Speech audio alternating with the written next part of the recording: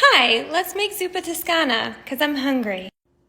First, you're going to cut up a whole thing of bacon. It says 6 ounces in the recipe. I use 16.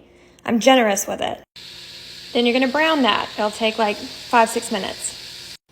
While that's browning, you're going to want to peel like 6 to 8 russet potatoes. You're going to pull it out, put it on a plate with something to get all the, juice out.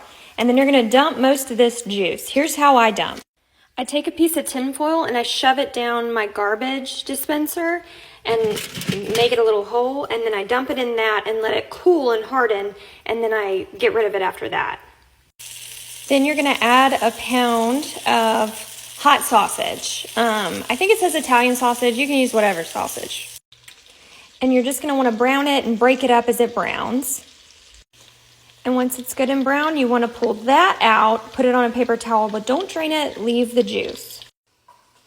You want to dice up your russet potatoes. And when they're all diced up, you put them in your pot with 4 cups of broth or stock and 6 cups of water. So it should look something like this. You'll bring it to a boil and get it to the point that you can stick a fork in the potatoes and they just sort of fall apart. And then you're going to want to chop up some kale. It says like 6 stalks in the recipe. I normally do more just because kale kind of cooks down and I put a lot of bacon in, so this sort of offsets it, right? Okay, those are fork tender, so now I'm going to add in my kale and my sausage and my bacon. So that's what it looks like, and then you're going to add in a cup of heavy cream and mix that up. And then I let it boil for like a minute or two. And once I'm happy with it, I don't know what it truly means to be happy with it, but like once it looks like it's done its job, I add in crushed red pepper and salt and pepper. And then I forgot to mention, I did put garlic in while I was boiling the potatoes.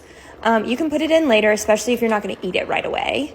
And then I serve it with stecca bread or like some sort of homemade, really mild bread, and I just sort of soak it in the juice, and it's really, really good.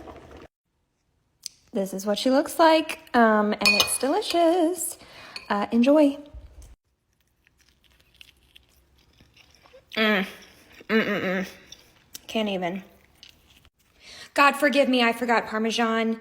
You just put it on top when you're done. Every single time you heat it up. It's great. Thanks. Bye.